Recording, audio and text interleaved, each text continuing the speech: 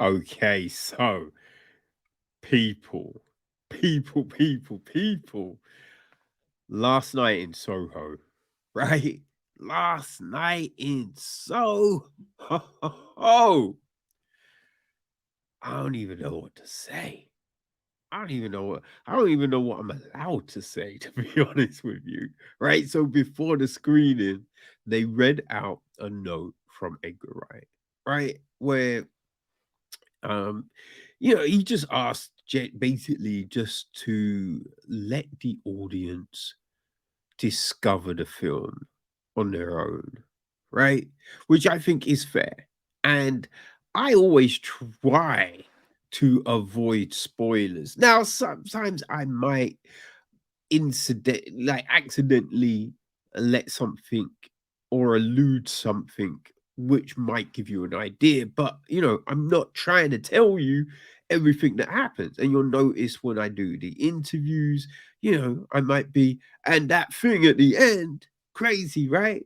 Because I don't want to say, oh, and that person came back from the dead, you know what I mean, and ruin it all. So yeah, I think it's a fair thing to ask, because, and I think it needs to be said because, yeah, some people will just flap those gums.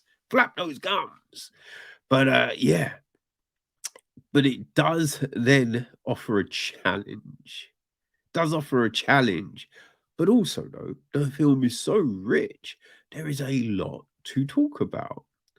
Right, so yeah, Last Night in Soho is the new film from Edgar Wright.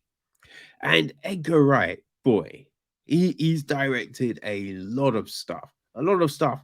Some of it, you know, I didn't dig, but it's always well received, right? Always well received. And I think sometimes the things I don't dig why I don't dig a film, it's like some things, bring me out of it. Like I have talked about my issues with that zombie one. Ugh. God damn it. It was the first of those Cornetto films, right? Um yeah. I can't think of what the fuck it was called, but But I loved Scott Pilgrim. Scott Pilgrim was so fucking good. And I enjoyed Baby Driver. He's done a lot. And even the stuff I didn't necessarily fully dig, you could see the skill in the filmmaking, the skill in the process, and you know what I mean.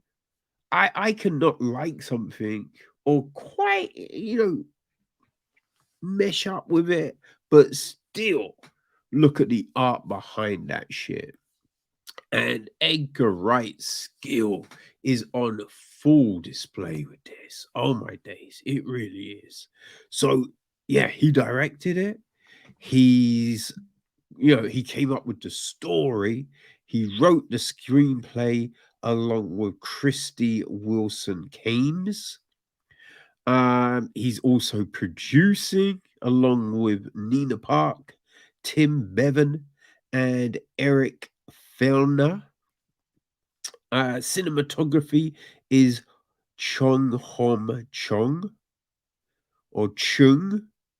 I think it's Chung Hun Chong. Yeah, I apologies. It's edited by Paul Macalis. Music is Stephen Price.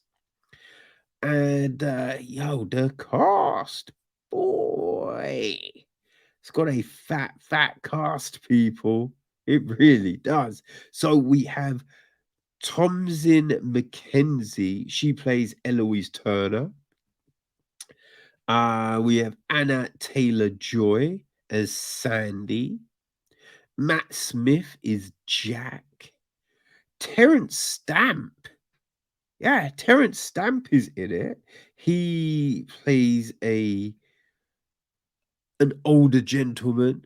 Now, the thing, I thought Terence Stamp was dead, right? No disrespect. I just thought he was dead. So I'm looking at him thinking, I recognize that dude. Who is that dude? I know that dude. And it was Terence Stamp. right? We have Michael Ajo as he plays John, a classmate of Eloise's, right? Diana Riggs, yeah, I believe this is her last role, right? Diana Riggs, she plays Miss Collins, right? Eloise's landlady. We have Rita Tushingham as Peggy Turner, Eloise's grandmother. We have Jessie May Lee as Lara. Um, Sinov Carlson as Jacosta. Right, they are also classmates of Eloise. Yes. Also have uh characters Charles and Ben, played by James and Oliver Phelps. Right, so yes, that is that. And the gist of the film, right? The gist of the feature is, let me get to this. Dear. Okay, for sweet-natured 1960s obsessed Eloise, dreams really do come true when she gets accepted into fashion school in the bustling heart of London's West End. But big city life proves a rude awakening for this small town girl, and when her rowdy student halls become too much for her to take, she rents a room in the attic of the matrical matrical,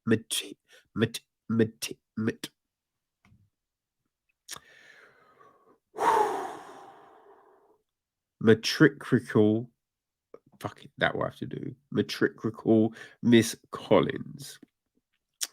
That night in her new bed, Eloise finds herself inexplicably. I don't. Just words. I don't know where they get lost. Somewhere, between here and here, obviously. Right? She's inexplicably transported back to 1966 and into the body of an ambitious young singer named Sandy.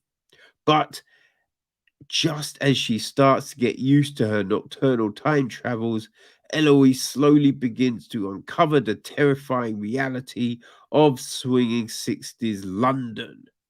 Pop, pop, bum. Now, so with this, right? I've heard about this film for a long ass time, right? There's been word on, Edgar Wright looking to make this film. I think like 2 years ago, maybe a little longer.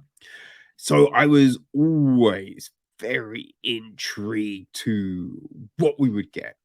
You know what I mean? Like, what's this gonna be? What's this gonna be? Now, I have to admit, I don't know where I got it from. I did think it was going to be a film noir, like a detective kind of tale. I thought it was going to be that. And I guess you could say there are elements of that for sure. But hey, I will tell you this, not disappointed. Definitely not disappointed in what we get to see.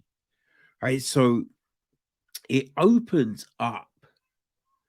Right, we have a small kind of white box, well, elongated, and then a silhouette of a woman inside, kind of dancing, boo, boo, boo, boo, boo.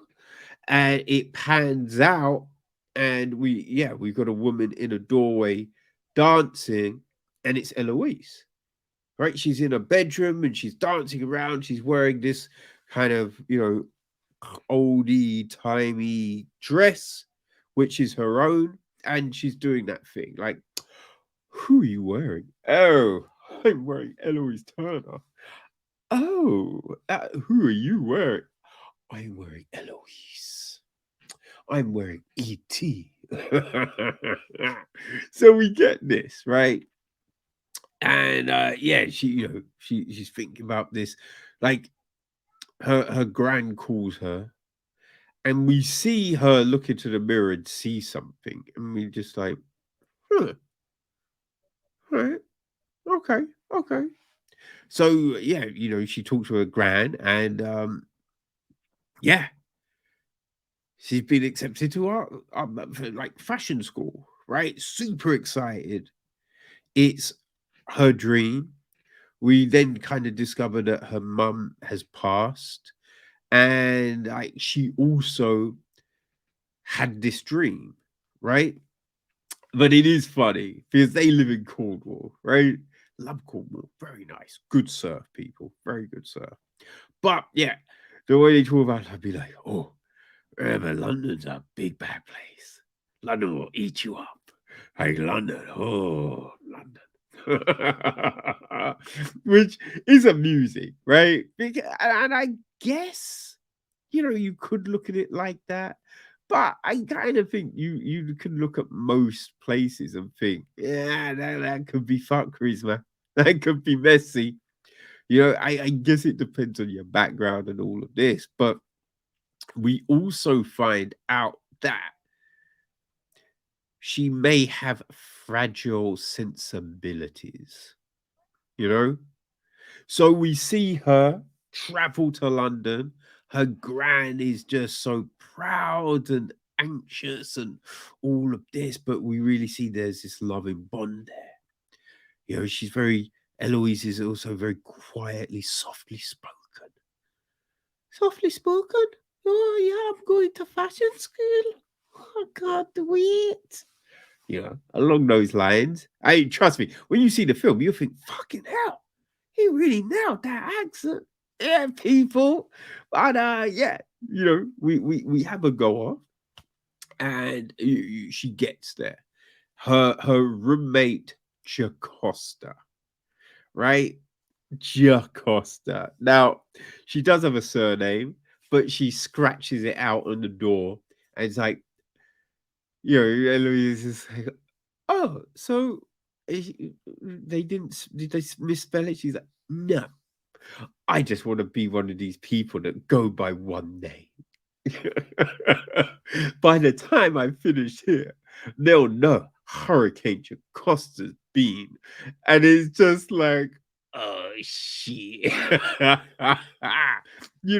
Like anyone that gives themselves those cringy nicknames, you know what I mean? Yeah. Yeah, yeah, yeah, no. Those motherfuckers be like, I just speak the truth. You know what I mean? Oh, some people call me blunt, but I don't lie. I speak. No, it's you're a cunt, right? Because, hey, there's diplomacy,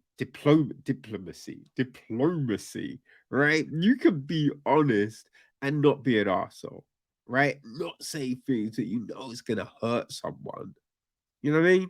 Like if someone's, oh, did you love my play? Be like, you know what?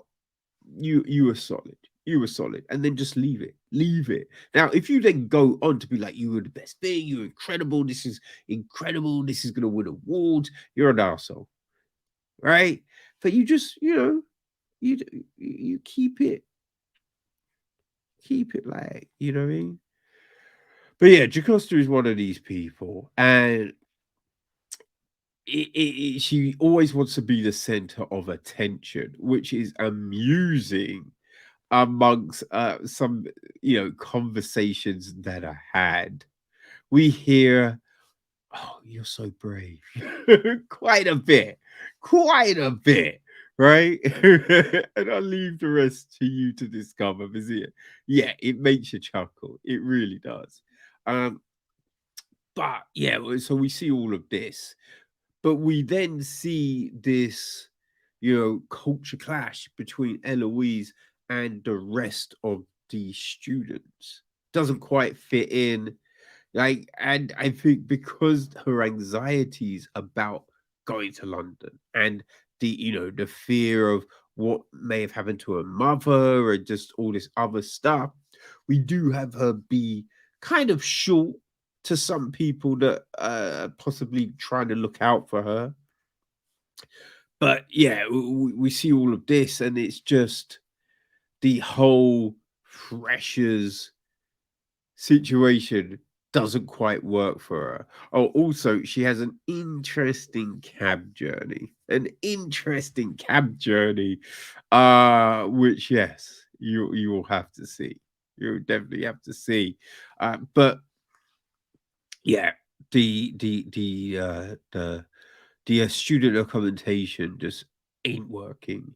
Ain't working. She's a fish out of water. So she's, we see her as she's there, she sees kind of different notices, rooms to rent, jobs, and things like that, which she ignores at first. And then it's like, I need to take advantage of these things. So we see her go get this room, right?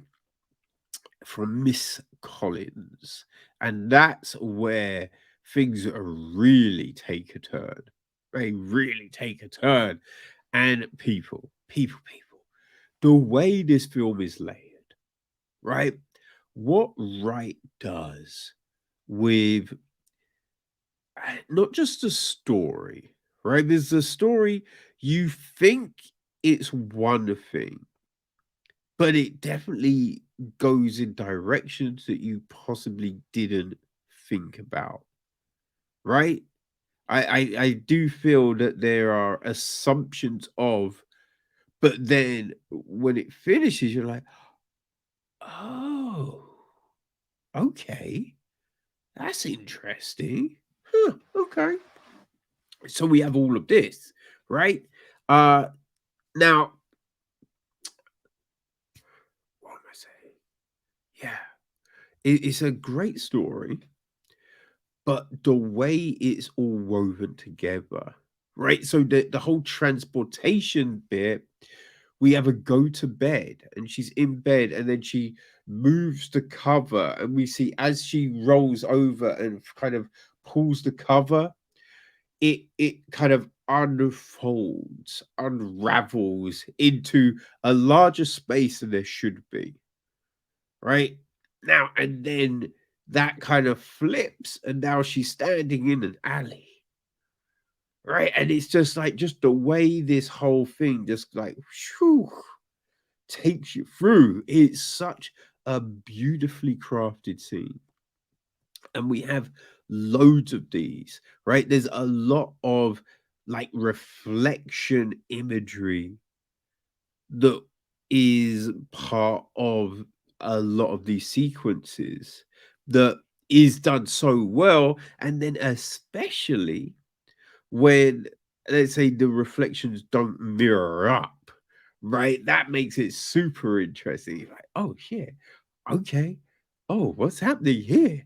Huh. So we have all of this, right? The 60s era London, Soho.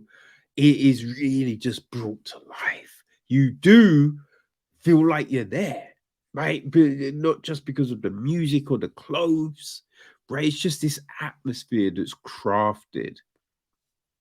And we also just to see the unraveling of Eloise, right? And the transformation of this other kind of timeline, other sequence, as it were, the way those changes happen too.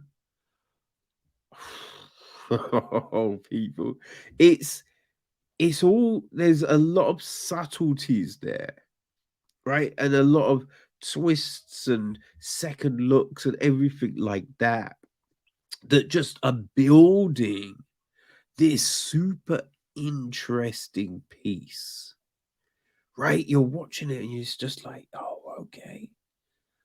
Oh, shit. Okay. Where are they taking us? This is, oh, all right. All right. And it's great. It is so good. The performances, Jeez. So good. Like, so good. Because I think some of these characters really have to just sell these crazy looks to you, make you believe some of these things that aren't necessarily clear straight away, right? And it's all there. It's all there, to bring it to life. And then there's a lot of flips, right? Just one thing, 1 minute, boom, and the next it's something else, right? It's ramped up, and you feel it, you believe it, you are really just brought into this situation. So you believe in certain characters so much that when the story takes you in certain directions, you are just like, boy, okay. Okay. What? Are you telling me? Seriously? Yeah. Yeah. People, it's all there. It's all there. So, whereas this wasn't the hard boiled noir, you know what I mean? Raymond Chandler esque piece, I thought it may be. What I got was just mesmerizing. It really was. It's such a great, it's a great story. It's a incredibly casted piece. Like, you're learning so much about these characters as everything moves on. And you're just like, oh fuck. Really? Okay. And you, yeah, you are just it is definitely well worth the look, people. It's definitely well worth the look. And you could possibly, so it is showing at 11:15. That's in the morning, people. Don't worry. The Royal Festival Hall tomorrow, Sunday, the 10th of October. All right.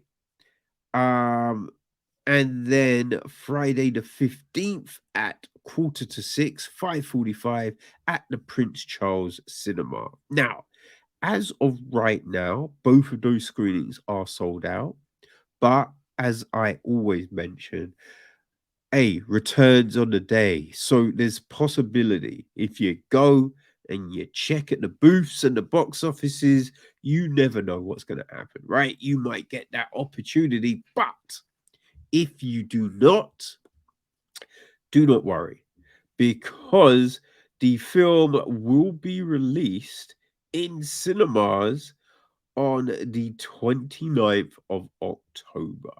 So yes, you get to do that. And in Edgar Wright's a letter to us, he said that they decided to push it back to that time, not just to enable the chance of seeing it in the cinema, but because the nights are longer, right? Clocks have gone back, or is it clocks have gone forward? Clocks have gone in the direction that lengthens the time. I forget which one that is, but they've done that thing, right? And yeah, and that makes sense with what this film is, right? I don't think you want to watch this midday on a summer, you know what I mean? On a summery weekend. It works better in these autumn months. So yeah, there you go, people. Edgar Wright and crew have really knocked this one out the park. It is mesmerizing. It is spectacular.